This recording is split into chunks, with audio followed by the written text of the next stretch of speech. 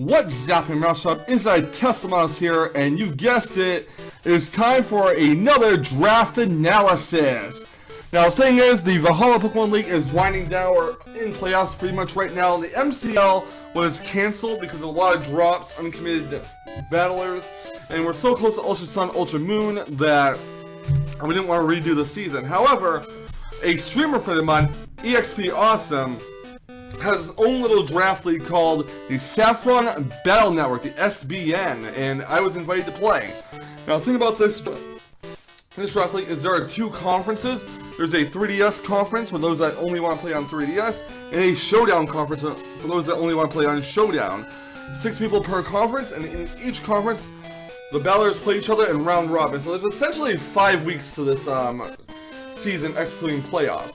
The top 2 from each conference, I believe, go to playoffs. But this is my draft analysis. We did the draft this past weekend, and I have to say, I am pretty stoked about my team. Of course, what you're seeing right now is basically a layout of the tiers and the Pokemon on it. So, disregard the red squares. At the time I saved this picture, those red squares represented what mons were taken in the league. So, I had no real plan to go in this draft league, and basically what you do is you draft a tier 1, tier 2, 2 tier 3, 1 tier 4, 1 tier 5 mon, then you have 480 points to spend. Now you're not required to draft a mega, so there is no mandatory mega spot, much like other draft leagues have it. But you are able to draft as many megas as you can possibly get within reason, based on if you use your points wisely. So some people may end up with 1 mega, 2 megas, even 3 megas, or maybe no megas at all. And you're going to see which megas I end up with. So, with that being in mind, let's get to the draft analysis. I was actually number 2 in the draft order, so I got the second pick. The first pick, the person behind me, or in front of me rather, picked Mega Lopunny as their choice, which is fine. I wasn't planning to use Mega Lopunny in this draft league. Basically, my first pick was this. I chose Hoopa Unbound as my very first pick. And there have been draft leagues where Hoopa Unbound has been legal in, although they're very far few in between. And in Season 2 of the National Pokemon Association, someone had a Hoopa Unbound and they did really well for it. So I figured to myself, you know what, I really want to use Hoopa Unbound. I really want to try and see what I can do with it. Hoopa Unbound is basically a Psychic Dark type. It's a legendary that was introduced in Gen 6. Basically has 2 weaknesses. A quad weakness to Bug and a weakness to Fairy.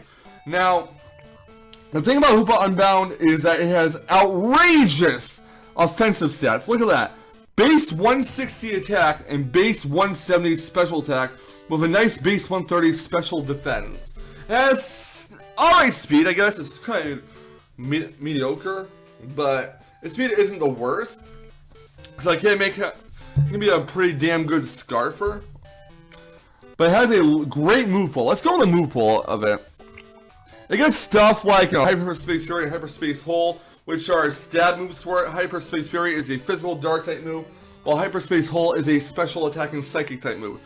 The interesting thing about these two moves are that they go for protect. If your opponent tries to like protect, or I'm assuming Spiky Shield, this move is going to go through that and it's going to hit your opponent. It is also important to note that this thing can be a mixed attacker, so running both Hyperspace Hole and Hyperspace Fury is not a bad idea. Also, I do believe those two moves go through Substitute. In addition, it also gets these standard, special stab moves like Dark Pulse, Side Shock, Psychic, etc. It gets screens if you want to like a light screen, Hoopa Unbound or something. It gets access to Destiny Bond, it gets access to knockoffs. You want to get rid of your opponent's items, that's a great thing to do. It gets Calm Mind, it gets Hidden Power, it gets stuff like Thunderbolt, Psychic Shadow Ball, gets Energy Ball, Thunder Wave, and gets Trick Room even if you want to run it like a Trick Room set. Has a great pool of Z moves you can use. I guess you can use Breakneck Blitz if you want. It gets All Out Pummeling because it has like Focus Blast and Drain Punch. Never Ending Nightmare for like a Shadow Ball, Bloom Doom for Energy Ball, Gigavolt Havoc for like Thunder Punch or Thunderbolt, Charge Psyche for its stab psychic moves, Black Hole Eclipse for stab dark type moves, Coverage moves include also Acid Downpour because of Gunk Shot. Savage Spin Out, I'm not quite sure what Bug type move it gets. But it also gets Infernal Overdrive for Fire Punch, it gets Sub-Zero Slammer for Ice Punch, Devastating Drake for, I'm assuming, it gets it for Dual Chop. The Bug type move it gets is actually Signal Beam, so there you go. It also gets access to Snatch. Now, a rule in this draft league is you are allowed one Z move user. However, that Z move user can use Z status moves. The exceptions being Omni Boost, like Z Celebrate, Z Happy Hour, and Evasion moves. So we can't really run like a Z Celebrate Victini or Z Celebrate Gyarados or anything like that. But you can run Z Snatch, which basically increases the speed of Hoopa Unbound by 2 stages. Can you imagine a +2 Hoopa Unbound with those offensive stats?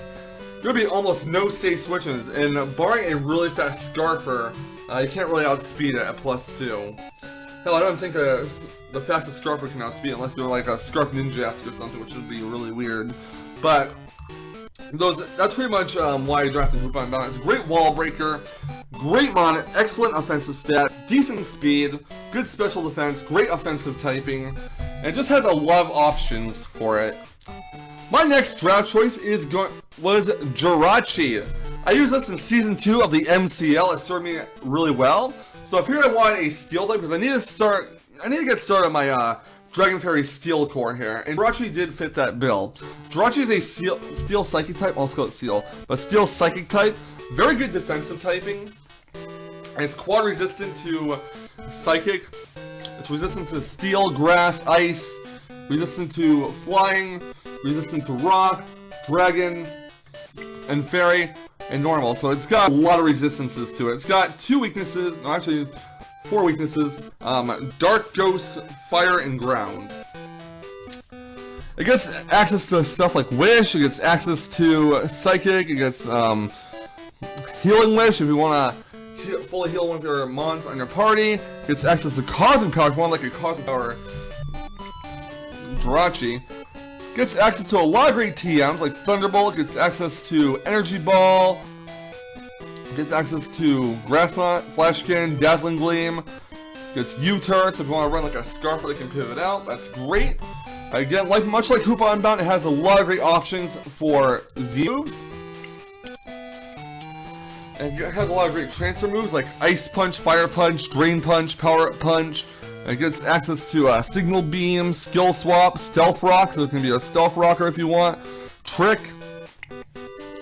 Gets access to Ancient Power, which can actually complement its Serene Grace ability really well. Its stats are pretty much 100 across the board, so 100 in every stat. HP, attack, defense, special defense, speed. Making any of its stats decent. So basically it has decent attack, decent defense, special attack, special defense, and speed.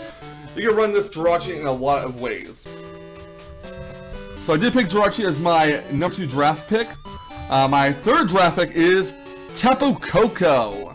Now this is where I start using up my points. And like I mentioned before, you have 480 points to spend on however you want. And Jirachi and Tapu KOCO kind of knocked me down 360 points. So I had 120 points after that. I was going out for a straight up power in the early going of the draft. And Tapu KOCO, being a very fast electric type, also a fairy type to complement the Fairy Dragon Steel core I was trying to build, it has the access to the Electric Surge, which increases the terrain, actually activates electric terrain for 5 turns, and it makes it so Pokemon that are grounded cannot be put to sleep. Tapu KOCO has really good speed. It's base 130 speed, has base 115 attack, is base 95 special attack. Good attack stat, decent special attack stat, although it could be a little bit better. It is pretty frail, but we already have bulk in the form of Jirachi, so I figured that having a fast electric fairy type to deal hard amounts of damage, especially electric terrain, is pretty nice. It gets access to stuff like Volt Switch, gets access to U-Turn, Thunderbolt, Brave Bird, Quick Attack if you want some priority for some reason. I don't know why you would, but it's there. Wild Charge, Nature's Madness, which is basically a super thing but for fairy types, meaning it can hit ghost types. Agility if you want to run if you want to make sure you outspeed Scarfers, although with Tapu KOCO, I'm not sure why you'd run Agility on it. It gets Work Up, so if you want to run like a mixed Tapu KOCO, you can get a +1 on both attack and special attack. It gets Calm Mind, it gets Toxic, Taunt to basically stall break. Gets access to Double Team, which is not really relevant in draft format because it's banned. It gets Steel Wing. It gets like Thunder Wave if you want to paralyze stuff. Gets access to Dazzling Them as its only fairy type move that does damage, aside from Nature's Madness, which is a fixed damage move. It has some decent options for Z moves. Most likely, if you're using Tapu Koko, you're probably going to go for like a Z Wild Charge or Z Brave Bird. So I did want a fast electric type, and Tapu Koko is the one that fit the bill. I did want to go for Thundurus originally, but again, I didn't know what kind of fairy types would be left later on in the draft, so I figured just go right after Tapu Koko. Plus, I use Tapu Koko a lot in OU, and it has served me really well. I want to try it out in draft format. My next draft choice is actually Rotomwash. Now, something to note here is prior to this, it was Entei, but I swapped as an FA trade after the draft finished into Rotomwash because I'll explain why later. Rotomwash, I use this in Season 2 of the NPA. Rotomwash is a water electric type with the ability to levitate, meaning it's immune to ground type moves. Basically, Rotomwash is a defensive pivot, and that's what it's typically used as. Base 107 defense and special defense with its HP stat is kind of crappy. Special attack stat is good. Its speed stat is subpar, but it's also pretty good. Rotomwash gets access to a lot of great stuff like a Volt Switch, Hydro Pump. Gets access to 3 really good status moves: Toxic, Thunder Wave, and Will-O-Wisp. Gets access to Confuse Ray as well. Gets access to Hex if you want to run like a status attacking one. It gets access to Shadow Ball. Gets access to Substitute if you want like a bulky sub Rotom. It also gets the Screens, Reflecting Light Screen, so if you want to run a Screens Rotom, that's definitely an option. Its Z moves are actually pretty. It does have a pretty good varied Z move, depending on which form you use. I mean, if you're running Rotom Heat, you get Inferno Overdrive. If you're running Rotomwash, you're getting Hydro Vortex. Bloom Doom for Rotomo. It's access to Sub-Zero Slammer for Rotom Frost, and gets Black Hole Eclipse because of Dark Pulse. It doesn't get access to Dark Pulse. It has some decent transfer moves like Trick. It gets Foul Play, gets Pain Split, so for some extra recovery. And again, it has base 50 HP, not that great, base 65 attack. You're not really going to be running physical attacks on it unless you're running Foul Play, in which case Foul Play doesn't really calculate your own attack stat. It has base 107 defense and special defense, 105 special attack, and 86 speed. So I want Rotomwash to basically go along with my Fire, Water, Grass core.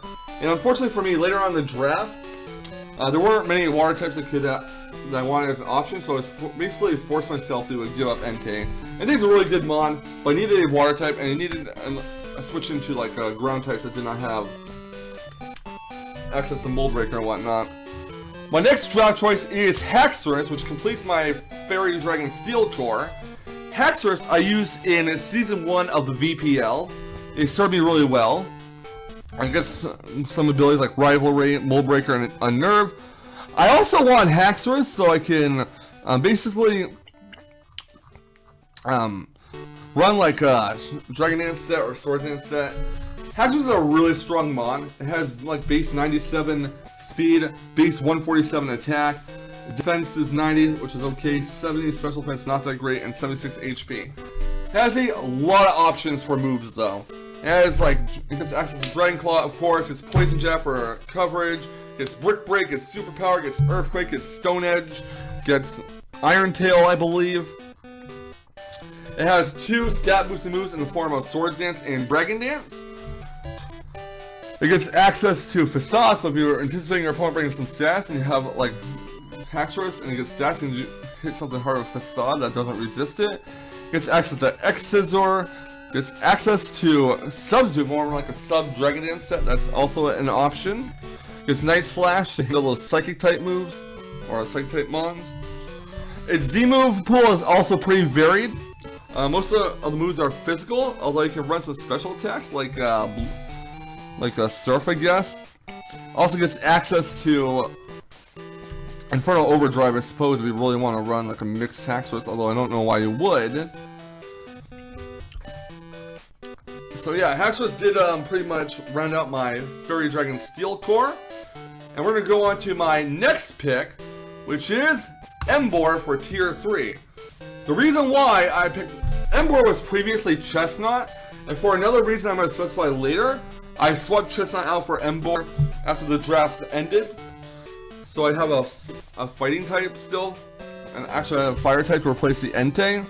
Emboar is another really good wall breaker here. It gets access to a move called Reckless. The power moves that have recoil damage increased by 20%. Has a lot of great moves. It gets Flare Blitz. It gets a Head Smash, which benefits from Rocket. Wait, is it Rocket? Reckless. Gets access to Wild Charge. Also something that gets powered up by Reckless. It gets Workup. Emboar does have decent special attack. It has base 100 special attack on it. So if you really wanted to run a mixed Emboar, Workup is definitely an option there. It gets Bulk Up. It gets Taunt, I guess. You get stuff like EQ, gets access to Rock Slide, gets Will-O-Wisp, Stone Edge, Grass Knot even if you want to hit those water ground types.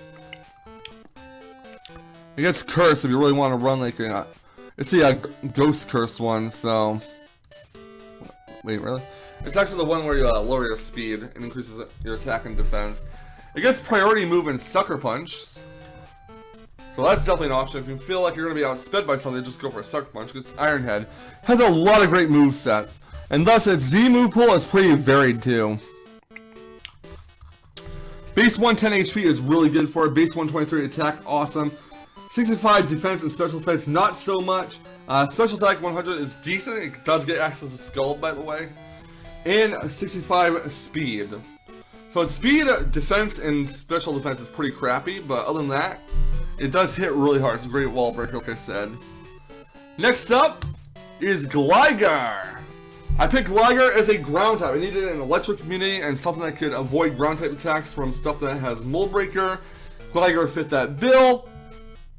Basically, not really much to say about Gligar that I haven't said about Gliscor in the past, but Gligar has access to Rocks, Defog, gets access to Baton Pass, which is legal in this league, gets Swords Dance, gets EQ, gets U-Turn for pivoting. Gets knockoff to knock off Eviolites and important items on Mons.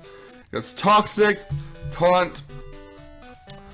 Gets some good physical attacks though. Although its physical attack stat isn't that great, but it's a lot better than the special attack stat. It has some decent options for Z moves, although you definitely should not be running a Z move on Gligar. You should be running Eviolite all the time to increase its bulk. Its physical attack is 75, base 65 HP, base 105 defense, base 35 special attack, base 65 special defense, and base 85 speed. So its defense and its speed are its best stats, I feel. But the Eviolite does get a bit more bulkier. It also gets access to Tailwind, so if you want to double your speed and just use slower monsters to basically break down your opponent's team, and that's definitely an option. Next pick for me in the tier 5 is Kraggen. I want another hazard remover on my team. I didn't want just Defog. I want also a Rapid Snare. And I picked Kraggen because I wanted an Ice type as well. And Kraggen had some really good special defense here. It has an ability called Levitate, which just like Rotomwash makes it immune to ground type attacks. So you can switch into ground type attacks kind of well, I guess. It gets access to Rapid Haze if you want to get rid of stat boost from one of your opponent's mons. That's definitely an option. Its Acid Armor raises its defense by 2 stages because its physical defense is kind of bad here. Gets some good special attacks in Ancient Power, Ice Beam. Gets Freeze Dry, which basically hits water types with super effective damage. It gets Toxic. It gets Screens as an option. It gets access to Aura Veil. If you want to run like a Hail Aura Veil set, which is kind of weird, but that's definitely an option for you. It gets Flash Cannon. It has some decent options for Z moves, but the one thing that sold me on Kraggen is the fact that it also gets knockoff. So we got a couple of mons with knockoff on our roster that we can definitely use to remove important items. It has base 80 HP, base 50 attack, base 50 defense, base 95 special attack, base 135 special defense, and base 105 speed. It's pretty fast, got great bulk, decent special attack. Its attack and defense is the only thing that really lacks. It lacks in stats, but the attack isn't really that big of a deal because it's really just supposed to be a special attacker. My next pick is Mega Pidgeot. So, basically, as you can see here, there are a list of Megas at the bottom. Tier 1 Megas are 120 points, Tier 2 Megas are 80 points, Tier 3 Megas are 40 points, and Tier 4 Megas you can just pick off for free, basically. And these Megas go towards your point total, your 480 points they can spend in the draft league. And I picked Mega Pidgeot because, again, I don't really have many options for points. I had like 120 points at that stage, so I'm like, you know what? I'm gonna just go with Mega Pidgeot. So Mega Pidgeot's a really good mon. It has good speed, a decent move pool, and none of its moves can miss. So you can basically spam Hurricanes for days, Heat Waves, Hyper Beam if you really are feeling heat. It's access to U-turn. It's another possible defogger, although I don't really anticipate myself using it as a defogger, much if at all, in the draft league. It gets access to Workup, which basically increases its attack and its special attack by 1 stage. So if you want to add some more power to your Mega Pidgeot, Workup is definitely an option. It gets Roost to heal off any damage. It is weak to rocks, but its normal typing does give it an immunity to Ghost, which is nice. And its flying typing does give it an immunity to ground as well. Mega Pidgeot has base 83 HP, 80 attack, 80 defense, 135 special attack, 80 special defense, and 121 speed. It's actually not bad for a special attacker. So base 135 special attack is definitely really good. I believe it's almost on par with Mega Manectric. Well, I believe Mega Manectric has base 136 special attack. Next draft pick I chose was another Mega Beignet. So basically, I'm like, what can I pick here? And I saw that I did not have enough points for much else, but I did want to fill up the slot here. So I picked Mega Beignet as another Mega option. And I basically got it for 0 points. Mega Beignet has a pretty cool ability in Prankster, which means that any status moves it uses gets priority, like Will-O-Wisp, Thunder Wave, Taunt, Pain Split, Decibon, stuff like that.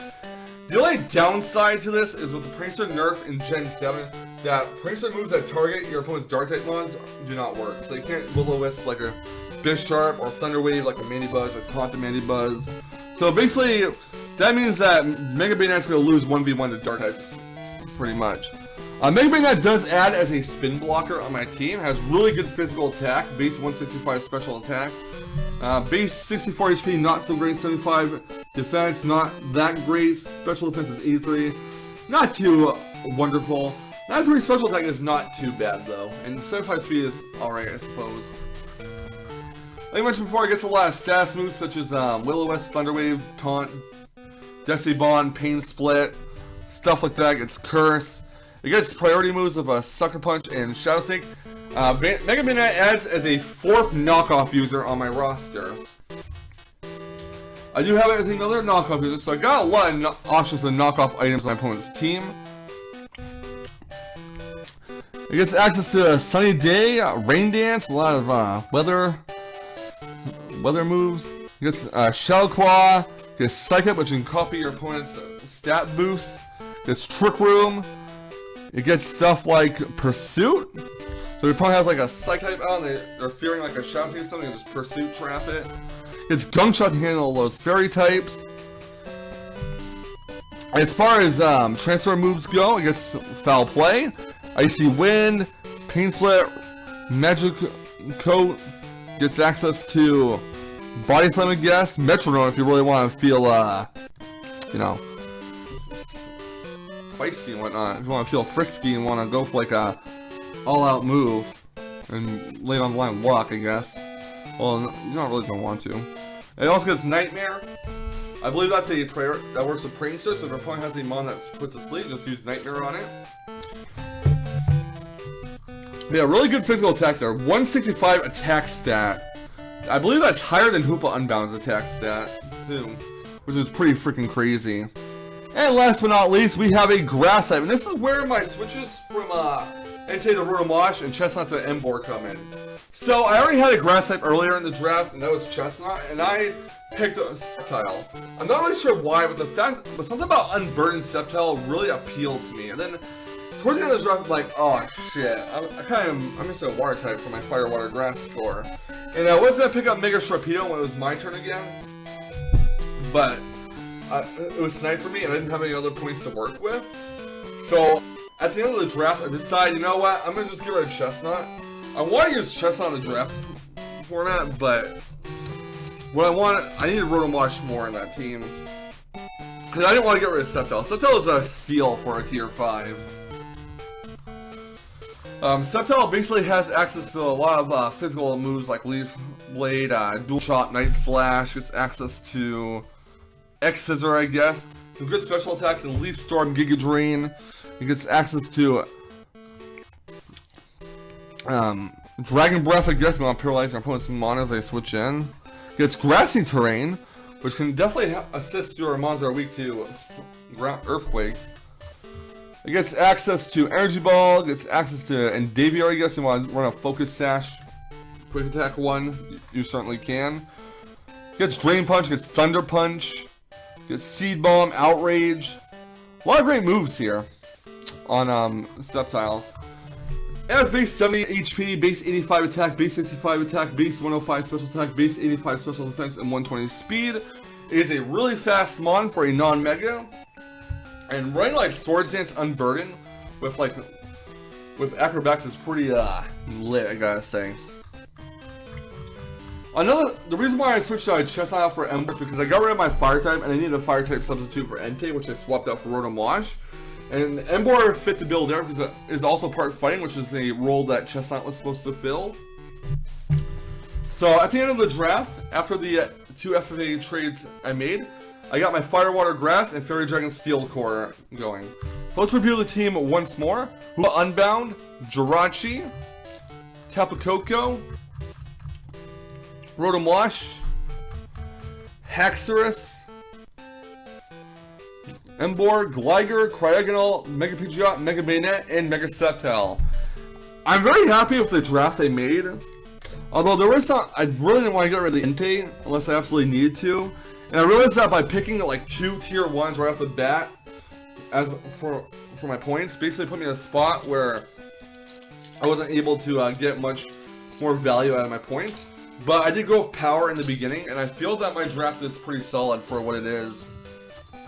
I'm really excited to play around with it. I'm glad I got 2 megas. So basically, I have to make my point prepare for 2 different megas or none at all, which is going to be really awesome if I can play those mind games with my opponent. By the way, guys, that is the draft for the Saffron Bell Network. Please feel free to leave a like. Actually, before I say that, feel free to let me know what your favorite mod I drafted was and what you think the dark horse of the draft roster of mine will be. If you guys enjoyed this fantastic draft analysis, leave a like, comment, and thunderbolt the subscribe button. I'll catch you guys on the flip side for some more fantastic content. And remember, keep riding the Thunder Waves to victory! Okay, thanks, bye.